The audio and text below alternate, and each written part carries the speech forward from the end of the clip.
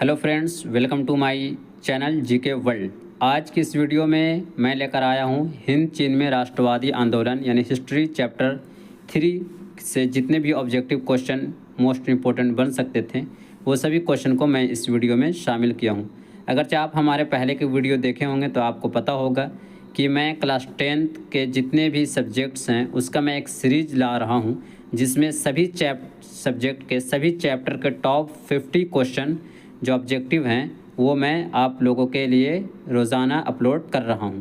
तो अगरचे आप क्लास 10th के स्टूडेंट्स हैं और 2025 बिहार बोर्ड से एग्ज़ाम देने वाले हैं तो आप हमारे इस चैनल से जुड़ जाएं और इस वीडियो को आप देखें। तो चलिए बिना देर किए हुए बढ़ते हैं हम लोग आज के क्वेश्चन की तरफ।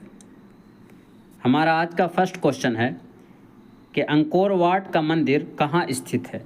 आपके सामने 4 ऑप्शन हैं। Option A Vietnam, Thailand, Laos और कंबोडिया।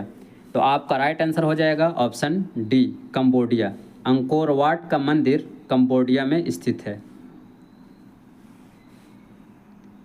क्वेश्चन नंबर 2, हिंद चीन पहुंचने वाले प्रथम व्यापारी कौन थे। आपका ऑप्शन है इंग्लैंड वासी, फ्रांसीसी, पुर्तगाली या डच। तो आपके राइट आंसर हो जाएंगे ऑप्शन सी पुर्तगाली। हिंद चीन पहुंचने वाले प्रथम व्यापारी पुर्तगाली थे। क्वेश्चन नंबर 3, हिंद चीन में बसने वाले फ्रांसीसी कहे जाते थे। हिंद चीन में बसने वाले जो फ्रांसीसी होते थे वो क्या कहे जाते थे। तो आपका ऑप्शन है फ्रांसीसी शासक वर्ग, कोलोन या फिर जनरल। तो आपके राइट आंसर हो जाएंगे ऑप्शन सी कोलोन। यानी हिंद चीन में बसने वाले जो फ्रांसीसी थे उन्हें कोलोन कहा जाता था। क्वेश्चन नंबर 4, नरोत्तम सिंहानू कहाँ के शासक थे। आपका ऑप्शन है वियतनाम, लाओस, थाईलैंड या कंबोडिया। तो आपके राइट आंसर हो जाएंगे ऑप्शन डी कंबोडिया। आपके राइट आंसर हो जाएंगे option D Cambodia. Option D Cambodia. पहुंचते हैं नेक्स्ट क्वेश्चन की तरफ। हमारा अगला क्वेश्चन है कि the history of the loss of Vietnam किसने लिखा। तो the history of the loss of Vietnam जो पुस्तक थी उसे फान बोई चाउ ने लिखा था। तो आपके राइट आंसर हो जाएंगे ऑप्शन बी फान बोई चाउ। बढ़ते हैं नेक्स्ट क्वेश्चन की तरफ हम लोग। हमारा अगला क्वेश्चन है कि मार्च 1946 ईस्वी में फ्रांस व वियतनाम के बीच होने वाला समझौता किस नाम से जाना जाता है। तो मार्च 1946 में जो फ्रांस और वियतनाम के बीच होने वाला जो समझौता था उसे हनोई समझौता के नाम से जाना जाता है। तो आपके राइट आंसर हो जाएंगे ऑप्शन बी हनोई समझौता। क्वेश्चन नंबर 7, किस प्रसिद्ध दार्शनिक ने एक अदालत लगाकर अमेरिका को वियतनाम युद्ध के लिए दोषी करार दिया।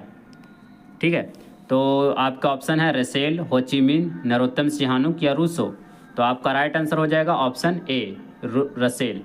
ठीक है, रसेल ने ही जो है अमेरिका को वियतनाम युद्ध के लिए दोषी ठहराया था। क्वेश्चन नंबर 8, हिंद चीन क्षेत्र में अंतिम युद्ध समाप्ति के समय अमेरिकी राष्ट्रपति कौन थे। तो हिंद चीन क्षेत्र में जो अंतिम युद्ध की समाप्ति हो रही थी उस समय अमेरिका के राष्ट्रपति निक्सन थे। तो आपका राइट आंसर हो जाएंगे option B Nixon. Question number 9, हवा हवा आंदोलन किस प्रकृति का था। यानी हवा हवा जो आंदोलन था वो कैसा था। ठीक है, तो वो था क्रांतिकारी धार्मिक। आपका राइट आंसर हो जाएंगे ऑप्शन डी क्रांतिकारी धार्मिक। बढ़ते हैं नेक्स्ट क्वेश्चन की तरफ। हमारा अगला क्वेश्चन है कि जिनेवा समझौता कब हुआ। ठीक है, जिनेवा समझौता कब हुआ था। तो जिनेवा समझौता 1954 ईस्वी में हुआ था। आपके राइट आंसर हो जाएंगे ऑप्शन ए 1954 ईस्वी। क्वेश्चन नंबर 11, वियतनाम का एकीकरण कब पूर्ण हुआ। यानी एकीकरण जो है किसका वियतनाम का, ये कब पूर्ण हुआ। यहाँ पे कब छूट गया है, कब पूर्ण हुआ। तो 1875 ईस्वी में वियतनाम का एकीकरण पूर्ण हुआ। तो आपका राइट आंसर हो जाएंगे ऑप्शन डी। क्वेश्चन नंबर 12, अनामी दल के संस्थापक कौन थे। आपके सामने 4 ऑप्शन हैं। तो अनामी दल के जो संस्थापक थे वो थे जोंगगुएन आई। ठीक है, अनामी दल के जो संस्थापक थे वो जोंगगुएन आई थे। तो आपके राइट आंसर हो जाएंगे ऑप्शन ए जोंगगुएन आई। क्वेश्चन नंबर 13, दिएन वियन फू के युद्ध में कौन बुरी तरह हार गया था? तो दिएन वियन फू के जो युद्ध हुआ था उसमें बुरी तरह हार हुई थी फ्रांस की। तो आपके राइट आंसर हो जाएंगे option B, France. Question number 14, क्रांतिकारी संगठन दुई तान होई के नेता कौन थे? यानी एक संगठन था जिसका नाम था दुई तान होई, उसके नेता कौन थे? तो वो थे फान बोई चाओ। आपके राइट आंसर हो जाएंगे ऑप्शन ए, फान बोई चाओ। क्वेश्चन नंबर 15, जापान ने हिंद चीन पर कब अधिकार जमा लिया? तो जापान ने हिंद चीन पर 1940 ईस्वी में अधिकार कर लिया था। ठीक है, तो आपका राइट आंसर हो जाएंगे ऑप्शन बी, 1940 ईस्वी। क्वेश्चन नंबर 16, क्वेश्चन नंबर 16 है कि स्कॉलर्स विद्रोह कब हुआ? तो आपके राइट आंसर हो जाएंगे ऑप्शन ए, 1868। स्कॉलर्स विद्रोह 1868 ईस्वी में हुआ था। क्वेश्चन नंबर 17, पुर्तगालियों ने कहाँ अपना केंद्र बनाया? ठीक है, यानी किसको अपना केंद्र बना लिया? तो पुर्तगालियों ने मलक्का को अपना केंद्र बनाया था। तो आपके राइट आंसर हो जाएंगे ऑप्शन ए, मलक्का। नेक्स्ट क्वेश्चन की तरफ हम लोग बढ़ते हैं। क्वेश्चन नंबर 18 हमारा है कि वियतनाम युद्ध की समाप्ति किस अमेरिकी राष्ट्रपति के समय हुई? ये हमारा रिपीटेड क्वेश्चन है, इसके पहले भी क्वेश्चन आया था, तो आप इसका आंसर हमें कमेंट बॉक्स में ज़रूर दें। ठीक है, ये रिपीटेड क्वेश्चन यानी एक बार पहले भी आ चुका है, तो मैं बता चुका हूँ, इसका आंसर आप कमेंट में दें। क्वेश्चन नंबर 19, होची मिन्ह का शाब्दिक अर्थ क्या है? जो होची मिन्ह है, ये शब्द होची मिन्ह, इसका अर्थ क्या होता है? तो इस शब्द का अर्थ होता है पथ प्रदर्शक। ठीक है, इस शब्द का क्या अर्थ होता है? पथ प्रदर्शक, यानी राह दिखाने वाला। क्वेश्चन नंबर 20, वियतनाम लोकतांत्रिक गणराज्य की स्थापना किस वर्ष हुई? ठीक है, तो वियतनाम लोकतांत्रिक गणराज्य की जो स्थापना हुई थी वो 1945 ईस्वी में हुई थी। ठीक है, वियतनाम गणराज्य की स्थापना 1945 ईस्वी में। आपका राइट आंसर हो जाएगा ऑप्शन सी।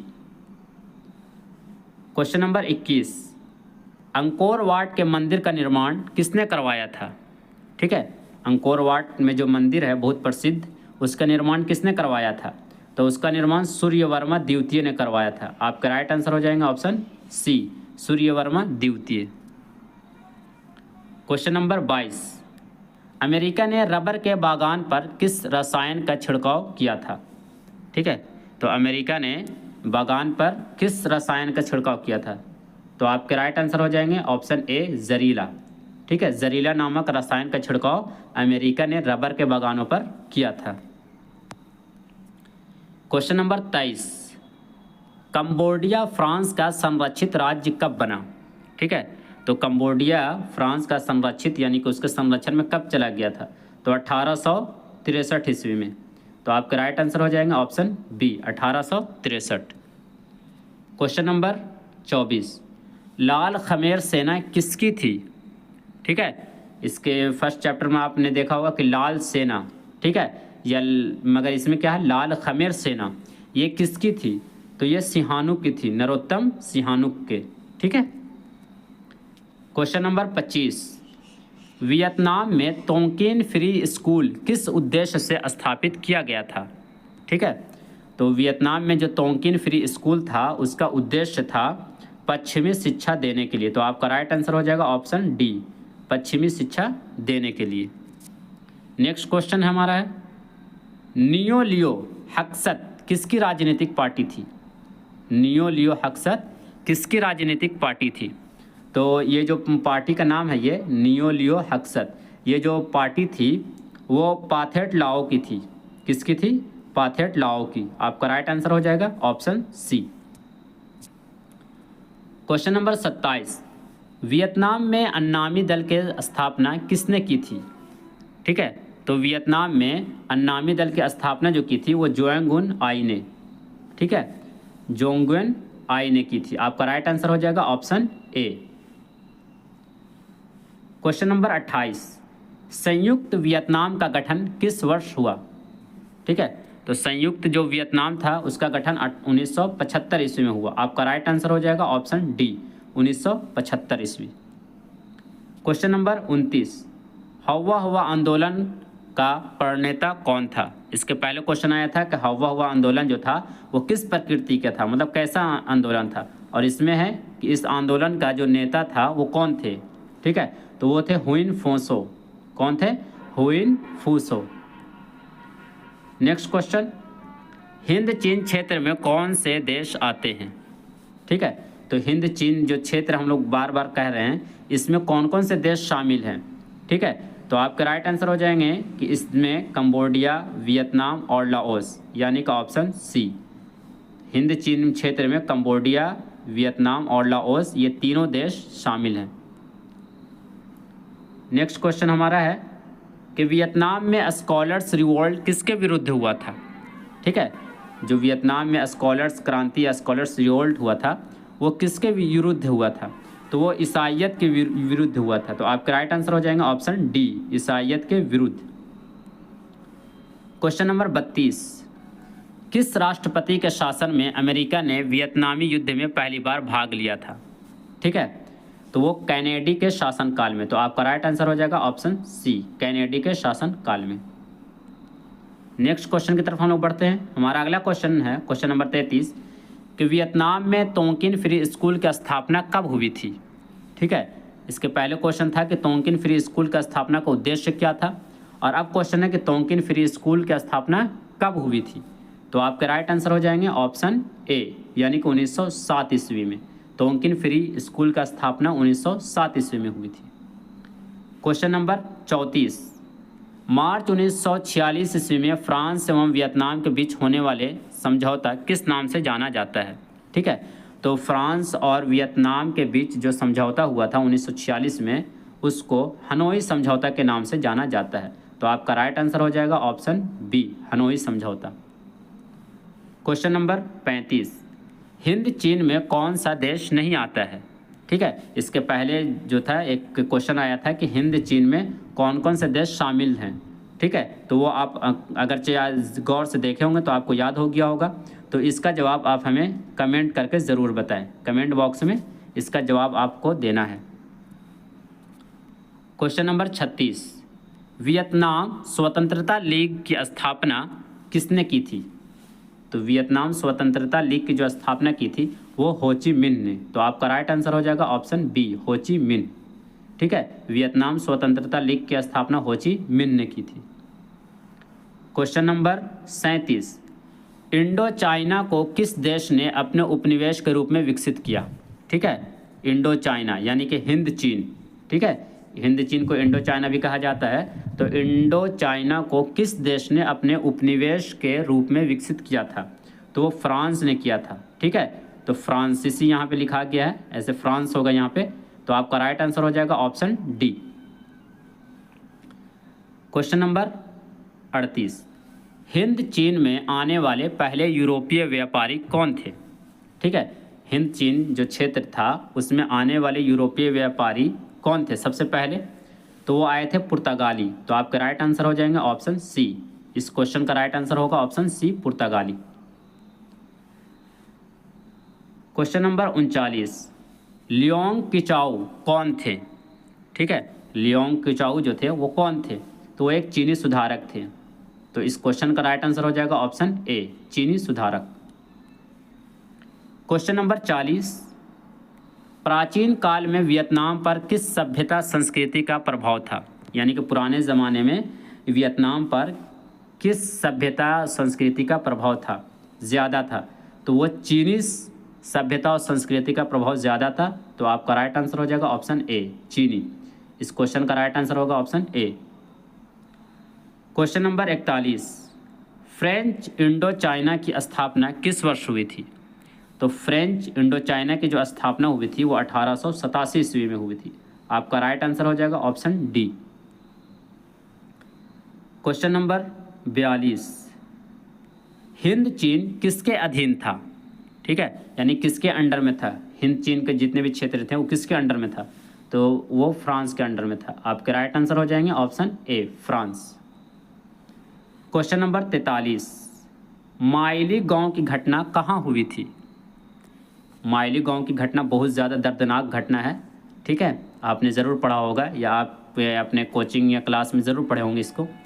तो माइल्यू की जो घटना हुई थी वो कहाँ हुई थी? तो वो दक्षिणी वियतनाम में हुआ था। आपके राइट आंसर हो जाएंगे ऑप्शन बी, दक्षिणी वियतनाम में। ठीक है, क्वेश्चन नंबर 44, वियतनामी कम्युनिस्ट पार्टी के संस्थापक कौन थे? ठीक है, जो वियतनामी कम्युनिस्ट पार्टी की स्थापना हुई थी वो किसने किया था? तो वो हो ची मिन्ह ने किया था। आपके राइट आंसर हो जाएंगे ऑप्शन ए, हो ची मिन्ह। बढ़ते हैं नेक्स्ट क्वेश्चन की तरफ। हमारा अगला क्वेश्चन है क्वेश्चन नंबर 45 कि पहला टेलीविज़न युद्ध किसे कहा गया? तो टेलीविज़न युद्ध के नाम से जो जाना जाता है वो वियतनामी युद्ध ही जाना जाता है। तो आपका राइट आंसर हो जाएगा ऑप्शन बी, वियतनामी युद्ध। क्वेश्चन नंबर 46, वियतनाम की स्वतंत्रता की घोषणा कब की गई थी? ठीक है, वियतनाम की स्वतंत्रता की घोषणा जो की गई थी वो कब की गई थी? तो वो 2 सितंबर 1945 ईस्वी को। आपके राइट आंसर हो जाएंगे ऑप्शन बी, 2 सितंबर 1945। क्वेश्चन नंबर 47, जिनेवा समझौता में किस देश को 2 भागों में बांटा गया? तो चूंकि हम लोग वियतनाम के बारे में पढ़ रहे हैं तो यहाँ पे आंसर भी हमारा होगा वियतनाम, ऑप्शन सी, वियतनाम हमारा राइट आंसर होगा। यानी जिनेवा समझौता में वियतनाम को ही 2 भागों में बांट दिया गया था। क्वेश्चन नंबर 48, अंकोर वाट में जो हिंदू मंदिर है वो किस देवता का है? अंकोर वाट में किस हिंदू देवता का मंदिर है? तो वो विष्णु, ठीक है, विष्णु देवता का मंदिर है। कहाँ? अंकोर वाट में। आपके राइट आंसर हो जाएंगे ऑप्शन ए। बढ़ते हैं हम लोग नेक्स्ट क्वेश्चन की तरफ। हमारा ये सेकंड लास्ट क्वेश्चन है कि नरोत्तम सिंहानुक जो थे वो कहाँ के शासक थे?